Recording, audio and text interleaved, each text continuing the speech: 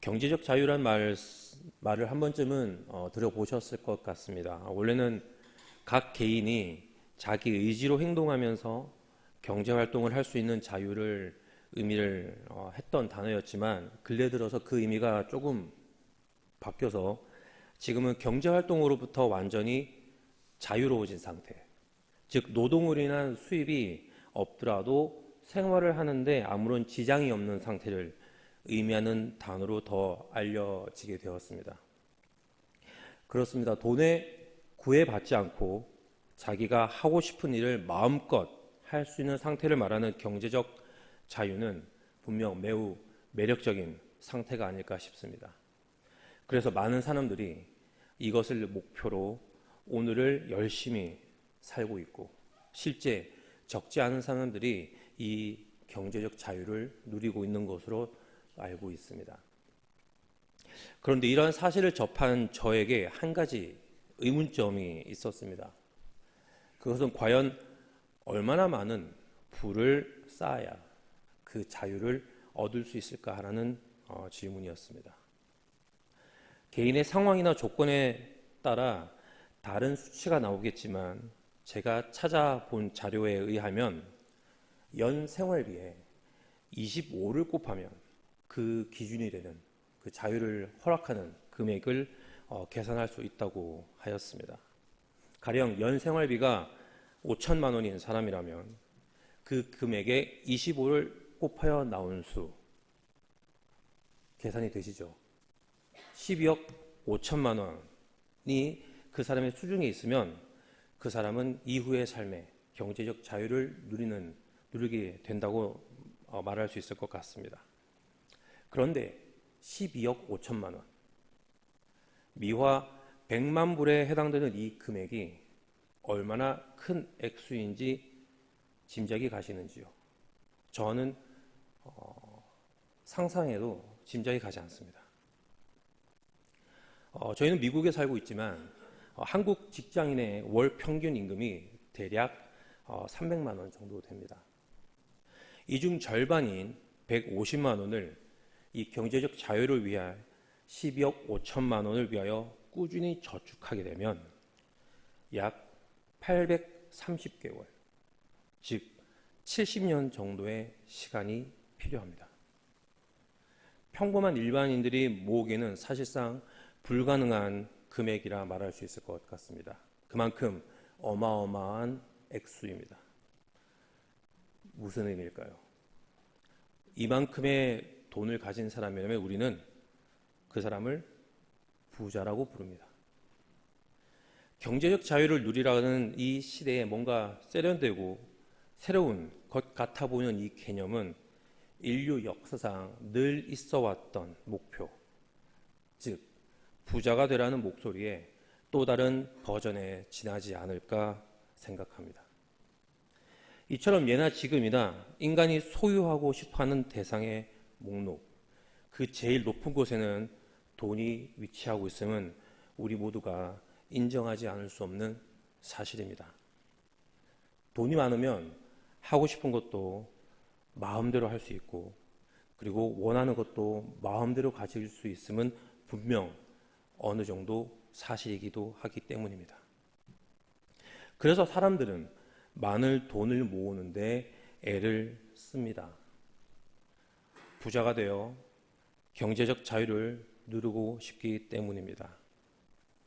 하지만 과연 그토록 원하는 자유를 제대로 누릴 수 있을지에 대한 의문은 지울 수가 없는 것 또한 사실입니다.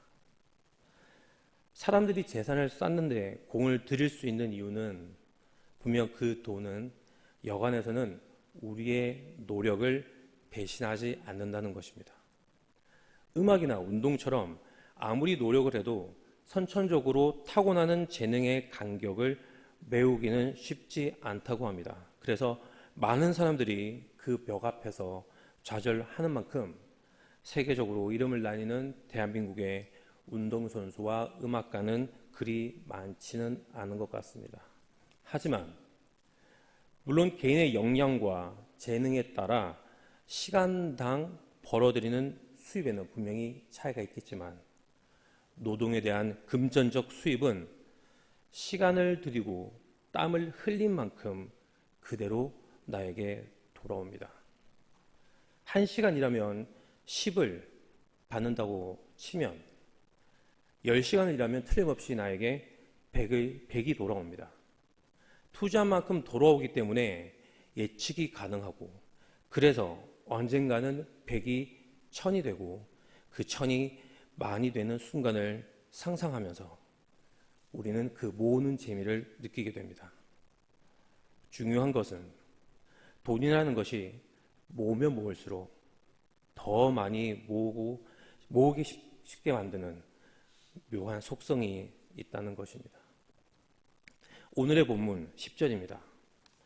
은을 사랑하는 자는 은으로 만족하지 못하고 풍요를 사랑하는 자는 소득으로 만족하지 아니하나니 이것도 헛되도다. 경제적 자유를 가능케 해주는 금액이 10억이 되었든 아니면 100억이 되었든 과연 그 금액을 달성한 사람이 그것에 만족할 수 있을까요? 성경은 분명 그렇지 않을 것임을 우리에게 말해주고 있습니다. 조금 더 많은 돈이 있으면 지금보다 할 수 있고 가질 수 있는 것이 더 많아지는데 그 유혹을 뿌리치기는 쉽지 않다는 것을 우리는 우리의 경험들을 통해서 잘 알고 있습니다. 수년 전에 한 학생과 대화를 한 적이 있습니다. 인생에서 가장 중요한 것이 무엇이냐라는 질문에 그 학생의 대답은, 그 친구는 중학생이었습니다. 그 친구의 대답은 다 머릿속에 생각하고 계신 것처럼 돈이었습니다. 그런데 저에게 적지 않은 충격을 줬던 것은 그 답이 아니라 그 답에 대한 이유였습니다. 그 친구가 돈이 가장 중요한 것이라고 답을 한 이유는 자신이 이미 돈의 맛을 봤기 때문이라는 것이었습니다. 우리는 우리의 경험으로 돈이 얼마나 큰 힘을 가지고 있는지 잘 알고 있습니다. 그래서 더 많은 돈으로 더 큰 힘을 사용하고 싶어 합니다. 그리고 가능한 한 좀 더 이른 시기에, 젊은 나이에 그 힘을 이용해서 자기의 멋진 삶을 살고 싶어 합니다. 그래서 적지 않은 사람들이 자신이 받는 월급이나 수입에 만족하지 못합니다. 앞서 말씀드렸던 것처럼 대한민국의 일반 직장인들이 경제적 자유를 누리기 위해서는 12억 5천만 원이 필요하며 그 돈을 모으기 위해서는 150만 원을 꼬박 70년이라는 세월 동안 모아야 합니다. 과연 누가 그러할 수 있겠습니까? 그래서 택하는 것이 바로 주식이나 코인이나 또는 부동산 등의 투자를 하는 것이 아닐까 싶습니다. 젊은 시절 경제적 자유를 누리는 부자가 되기 위해서 우리는 욕심을 내기 시작합니다. 돈이 가져주는 편의와 즐거움을 어느 정도 이미 경험해 보았기 때문에 더 빨리, 더 많은 것들을 누리고 싶은 것입니다. 그렇기 때문에 돈의 매력에 빠져 있는 사람에게 만족감을 찾기란 여간 힘든 일이 아닐 것입니다. 왜냐하면 많은 만큼 더 안락하고 행복한 삶을 살 수 있을 것이라는 믿음이 우리의 경험을 통해 그 사람 마음에 이미 자라가기 시작했기 때문입니다. 그런데 실상은 그렇지 않다는 것을 성경은 또한 말해주고 있습니다. 오늘의 본문 11절과 12절에서는 전도자는 분명 소유가 많은 사람이 자신의 재물을 실제로 누리는 것이 많지 않다는 것을, 오히려 그 많은 재산을 때문에 밤잠을 설친다고 우리에게 분명히 말해주고 있습니다. 이런 말씀을 들어보신 적 있으실 것 같습니다. 돈은 많은데 시간은 없고, 시간은 많으나 돈이 없다는 말씀. 경제적으로 여유 있는 분들은 여행 갈 시간이 없어 여행을 못 가시고, 반면에 시간적으로 여유가 되는 분들은 여행 갈 경비가 없어서 여행을 못 가신다는 자신의 약간의 푸념 섞인 어조로 말씀들 하시곤 합니다. 여기서 질문 하나 드리겠습니다. 두 부류의 사람들 중 어느 쪽이 정말로 여행 가기 어려울까요? 저의 생각은 전자입니다. 즉, 돈이 많은 분들이 정말 여행 가기 어려우실 것 같습니다. 재정적으로 여유가 없다면 꼭 많은 돈을 들여서 가지 않아도 되는 것이 여행입니다. 하지만 돈은 많으나 시간이 없다면 정말 갈 수 없는 것이 여행이지 않을까라는 생각을 해봤습니다. 여행은 시간을 따로 떼어 놓아야 가능한 것이기 때문에 말입니다. 비단 시간이 없어서 여행을 가지 못하는 것만은 또한 아닐 것입니다. 부유한 분들이 여행을 가기 힘든 것은 마음의 여유가 없어서이기도 할 것이라는 생각을 해봤습니다.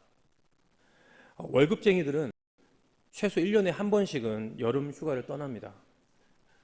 그리고 여름 휴가를 비롯해서 여러 국경일을 이용해 이곳 저곳 여행을 떠나는데 여기서 중요한 건 그들은 분명 회사 일은 전혀 생각 없이 완전히 홀가분한 마음 상태로 여행을 떠나서 마음껏 즐길 것이라는 것입니다. 반면에 사장님들은 여름 휴가 기간 동안 여행을 떠나시는지도 사실 잘 모르겠습니다. 설령 떠나신다 하더라도 회사에 대한 이런저런 걱정 때문에 여행 기간 내내 사장님의 정신은 회사 일에 분명히 매여 있지 않을까 싶습니다. 경제적 자유라는 개념을 접할 때 저에게 들었던 의문점이 또 하나 더 있었습니다. 그것은 바로 경제적 자유를 누리게 되는 날이 정말 올까라는 질문입니다. 조금 더 구체적으로 말씀드리면 한 치 앞도 모르는 것이 사람의 인생인데 특정 시점을 목표로 해서 돈을 모으는 것이 과연 지혜로운 행사인가라는 의문입니다. 14절 말씀입니다. 그 재물이 재난을 당할 때 없어지나니 비록 아들은 낳았으나 그 손에 아무것도 없느니라. 이 세상에 사는 어느 누구도 재난을 겪고 싶은 사람 없을 것입니다. 하지만 재난은 어제도 누군가에게 찾아갔고 오늘도 그리고 내일도 다른 누군가를 분명히 찾아갈 것입니다. 아무런 예고 없이 말입니다. 갑작스러운 불행이기 때문에 그만큼 꺼려지는 그 재난이 나에게는 결코 일어나지 않을 것이라고 여기는 것이 큰 착각이요. 언제든지 나에게 닥칠 수 있다고 받아들이는 것이 지혜일 것입니다. 그 재난을 당할 때 없어지는 것, 재물입니다. 그렇다면 우리의 재물은 언제든지 순식간에 하늘로 사라질 수 있게 된다는 것입니다. 부를 쌓는 목적은 비단 자신만을 위한 것이 아닐 것입니다. 여기 계신 대부분의 분들처럼 부모님들은 자신들의 자녀들의 윤택한 미래의 삶을 위해 차곡차곡 부를 쌓아가기도 합니다. 하지만 다시 말씀드리지만 그 부는 부지불식간에 없어질 수 있다는 것을 우리는 잊지 말아야 할 것입니다. 나의 자녀에게 물려줄 유산이 한순간에 사라질 수 있다는 것입니다. 더 안타까운 사실은 사랑하는 자녀의 미래를 돈이 보장해 줄 수 있다는 믿음으로 오늘 그 자녀와 함께 할 수 있는 시간을 희생하면서까지 열심히 돈을 벌었는데 내일 그 돈이 사라진다면 오늘의 그 시간적 희생은 아무런 보상을 받지 못한 채 크나큰 후회로 우리에게 남게 될 것이라는 것입니다. 70년 후 또는 10년 후, 아니 내일의 나의 인생이 나의 계획대로 진행될 것이라고 하는 믿는 믿음, 과연 무엇을 근거로 하는 것인가요? 너는 내일 일을 자랑하지 말라. 하루 동안에 무슨 일이 일어날는지 네가 알 수 없음이니라. 잠언 20장, 27장 1절 말씀을 우리는 매일의 삶 속에서 결코 잊지 말아야 할 것입니다. 내일 일을 알 수 없듯이 우리의 죽음의 시기도 우리는 알 수 없습니다. 설령 우리가 죽더라도 그동안 쌓아두었던 재물을 가지고 갈 수 있다면 그 노력을 헛된 것이라고만 말할 수는 없을 것 같습니다. 하지만 분명 성경은 전하고 있습니다. 공수래 공수거. 오늘의 본문 15절과 16절은 우리의 인생이 빈손으로 왔다가 빈손으로 가는 존재임을 분명히 말해주고 있습니다. 아무것도 가진 것 없이 발가벗은 채로 나왔지만 뭔가 가져보려는 요령으로 우리는 두 손 불끈지며 이 세상에 태어납니다. 하지만 아무리 많은 것들을 손에 쥐어본들 우리의 손은 힘없이 펼쳐진 상태로 죽음을 맞이하는 우리들의 마지막 모습입니다. 억만금의 재산에 대한 자랑도 딱 이 땅 위에 있을 때까지만 유효합니다. 우리가 더욱 기억해야 할 것은 이 땅에서의 삶은 한숨의 공기, 즉 헛된 것이라는 것입니다. 그래서 경제적 자유는 이 세상의 관점에서 볼 때는 바람직하고 매력적인 대상임은 분명하지만 교회인 우리가 지향해야 할 것은 아닐 것입니다. 대신 우리는 경제적 자족을 추구해야 하지 않을까 생각해 봅니다. 18절과 19절 말씀 함께 읽도록 하겠습니다. 사람이 하나님께서 그에게 주신 바 일평생에 먹고 마시며 해 아래에서 하는 모든 수고 중에서 낙을 보는 것이 선하고 아름다움을 내가 보았나니 그것이 그의 몫이로다. 또한 어떤 사람에게든지 하나님이 재물과 부요를 그에게 주사 능히 누리게 하시며 제 몫을 받아 수고함으로 즐거워하게 하신 것은 하나님의 선물이라. 아멘. 방금 함께 읽었던 두 구절을 간단히 정리하면 하나님께서 주신 것을 누리라는 것으로 볼 수 있을 것 같습니다. 당신의 뜻에 따라 하나님은 우리 각자에게 많은 것들을 주셨습니다. 여러분들의 삶의 주위를 둘러보십시오. 차근차근 살펴보지 않아도 하나님께서 얼마나 많은 것들을 주셨는지 우리는 쉽게 확인할 수 있습니다. 쉼을 누릴 수 있는 집, 먼 거리를 이동할 수 있는 자동차, 사시사철 입을 수 있는 옷과 배부르게 먹는 음식, 그 외에 다양한 생활에 필요한 다양한 물건들, 그리고 문화생활이나 여가생활을 누릴 수 있는 재정적 여유, 무엇보다도 오늘 하루를 시작하며 내가 갈 수 있는 일터, 그리고 집에 돌아오면 그 일터에서 있었던 일들을 함께 나눌 수 있는 가족. 하나님께서는 우리에게 너무나도 많은 것들을 주셨습니다. 왜입니까? 그 안에서 하나님의 은혜를 누리는 즐거움을 찾기를 바라시기 때문이지 않을까 생각합니다. 다시 말해 아버지 되시는 하나님이 당신이 허락하신 것들에 만족하며 그분의 자녀로서 우리가 그 안에서 감사하고 기뻐하시길 바라시는 것 아니겠습니까? 하지만 우리의 삶이 그러하지 못하면 또 왜일까요?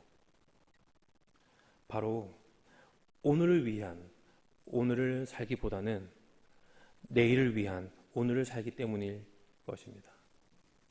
경제적 자유는 결코 오늘을 위한 것이 아닙니다. 더 나은 내일, 그리고 보장되는 내일을 위하여서 오늘을 희생하는 삶입니다. 하지만 오늘의 전도자는 그렇게 말하고 있지 않습니다. 그는 하나님의 허락하심 안에서 일하며 얻은 수고를 일평생 누리는 것이 지혜로운 것임을 밝히고 있습니다. 그런데 그 일평생이라 함은 어제도, 그리고 오늘도, 그리고 내일도 일평생에 모두 해당되는 날입니다. 하지만 우리는 내일에 대한 염려로 인해 오늘 하루 자족하는 삶을 살아가지 못할 때가 많습니다. 하지만 다시 짚고 넘어가고 싶은 것이지만 오늘 하루를 우리에게 어떤 일이 일어날지 그리고 내일이 찾아올지 않을지는 그 누구도 모른다는 사실입니다. 그렇기 때문에 오늘 나에게 주어진 것들에 만족하고 감사하는 삶을 사는 것이 전도자가 전하는 삶의 지혜일 것입니다. 바울 사도는 빌립보서 4장 11절 12절에서 이렇게 고백합니다. 궁핍함으로 말하는 것이 아니니라. 어떠한 형편에든지 나는 자족하기를 배웠노니 나는 비천에 처할 줄도 알고 풍부에 처할 줄도 알아. 모든 일, 곧 배부름과 배고픔과 풍부와 궁핍에도 처할 줄 아는 일체의 비결을 배웠노라. 바울 사도는 경제적 자유를 원했을 수도 있겠지만 그는 분명 경제적 자족함으로 그의 인생을 살았음을 성경은 분명히 증언하고 있습니다. 재물로 보장된 삶이 아닌 오직 하나님의 완전한 주권하심을 인정하며 그분께서 허락하신 것들 안에서 만족하는 삶을 살았습니다. 그것들이 자신이 바라던 것이든 그렇지 않든 상관없이 하나님의 선하심을 신뢰하며 늘 감사와 기쁨 가운데 하루하루의 삶을 살았을 것입니다. 그는 말 그대로 하나님께만 붙들림 받은 믿음의 사람인 것입니다. 믿음은 눈에 보이는 것, 다시 말해 확실한 것들 앞에서는 자신의 정체를 드러내지 않습니다. 아무것도 보이지 않나 모든 것이 불확실할 때 믿음은 드러나기 마련입니다. 내일은 우리 모두에게 불확실한 것입니다. 그래서 이 세상을 살아가는 사람들에게는 모두 믿음이 분명히 존재합니다. 그런데 여기서 중요한 것은 그 믿음이 어떻게 드러나냐일 것입니다. 돈을 믿느냐 아니면 하나님을 믿느냐 말입니다. 그리고 우리의 믿음은 분명 하나님에 대한 것이어야 할 것을 우리는 모두 다 알고 있습니다. 내일이 하나님께 속한 것임을, 하나님께서 내일을 살 수 있도록 우리에게 할 일과 먹고 마시는 즐거움을 누리게 해줄 재물과 부유를 여전히 내려주실 것을 우리는 믿음으로 살아야 할 것입니다. 그것이 어제도 그랬고 오늘도 그럴 것이며 분명 내일 또한 그러할 것입니다. 이 세상에 우리를 보내신 하나님, 지금까지 우리의 삶을 인도하시고 지켜주신 하나님, 오늘 시작하는 이 순간에 우리를 이 자리에 불러주시고 그분의 은혜로 새로운 오늘을 살게 하실 하나님이십니다. 주위를 둘러보십시오. 여기 어린아이는 있진 않지만 어린아이부터 청년 그리고 장년과 노년에 이르기까지 모든 인생을 돌보시는 하나님이십니다. 무슨 의미일까요? 우리는 내일을 분명 걱정합니다. 특히 경제적 능력이 사라지게 될 은퇴 이후의 삶을 걱정하기 마련입니다. 그래서 하루빨리 경제적 자유를 획득하고자 노력합니다. 그래서 오늘 경제적 자족을 하지 못합니다.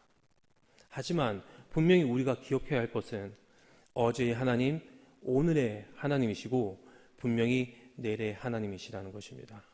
내가 돈을 벌 수 있기 때문에 하나님이 나를 입히시고 먹이시는 것이 아니라 하나님은 분명히 말씀하셨습니다. 일평생 우리를 먹이시고 입히실 것이라는 것을 말입니다. 우리가 지금 이 순간 먹고 마시며 누릴 수 있는 것은 우리의 능력에 의한 것이 아닙니다. 이 모든 것은 분명히 하나님의 선물입니다. 나의 땀과 노력으로 얻은 것이라고 생각하는 것이 어리석음이요 교만일 것입니다. 일을 할 수 있는 시간, 나의 능력, 그리고 모든 환경들, 이것들은 나에게 허락하신 하나님이 계시기 때문에 가능한 것일 것입니다.